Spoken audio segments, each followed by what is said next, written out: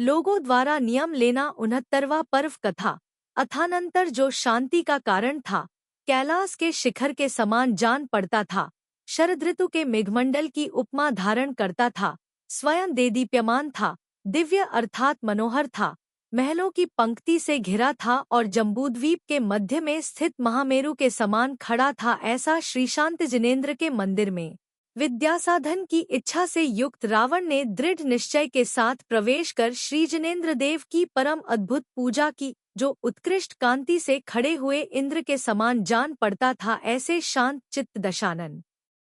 ने वादित्रसहित अभिषेकों, अत्यंत मनोहर मालाओं, धूपों, नैवेद्य के उपहारों और उत्तम वर्ण के विलेपनों से श्रीशांतिनाथ जिनेंद्र की पूजा की, जिसके बंधे हुए केश चूड़ामणि से सुशोभित थे तथा उन पर मुकुट लगा हुआ था, जो महाकांतिमान था, शुक्ल वस्त्र को धारण कर रहा था, जिसकी मोटी मोटी उत्तम भुजाएं बाजूबंदों से अलंकृत थीं, जो हाथ जोड़े हुए था और घुटनों के समागम से जो पृथ्वी को पीड़ा पहुंचा रहा था। ऐसे दशानन ने मन, वचन, काय से श्रीशांतनाथ भगवान को प्रणाम किया। तदनंतर जो निर्मल पृथ्वीतल में पुष्पराग मणि से निर्मित फर्श पर श्रीशांतनाथ भगवान के सामने बैठा था, जो हाथों के मध्य में स्फटिक मणि से निर्मित अक्षमाला को धारण कर रहा था और इसीलिए बलाकाओं को पंक्ति से युक्त नील मेघों के समूह के समान जान पड़ता था, जो एकाग्र ध्यान से युक्त था, जिसने अपने नेत्र नासा के अग्रभाग पर लगा रखे थे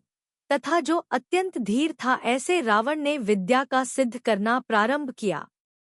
अथानंतर जिसे स्वामी ने पहले ही आज्ञा दे रखी थी, ऐसी प्रियकारिणी मंदोदरी ने यमदंड नामक मंत्री को आदेश दिया कि जगह जगह ऐसी घोषणा दिलाई जावे कि जिससे लोग सब और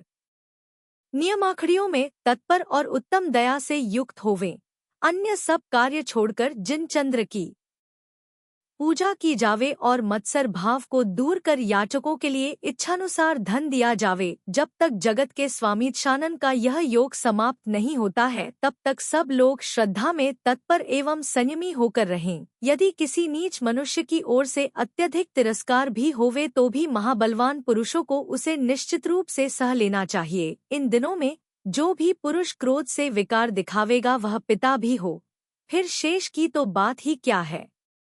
मेरा वध्य होगा। जो मनुष्य इस आदेश का पालन नहीं करेगा वह बोधि और समाधि से युक्त होने पर भी अनंत संसार को ही प्राप्त होगा, उससे छूटकर मुक्ति प्राप्त नहीं कर सकेगा।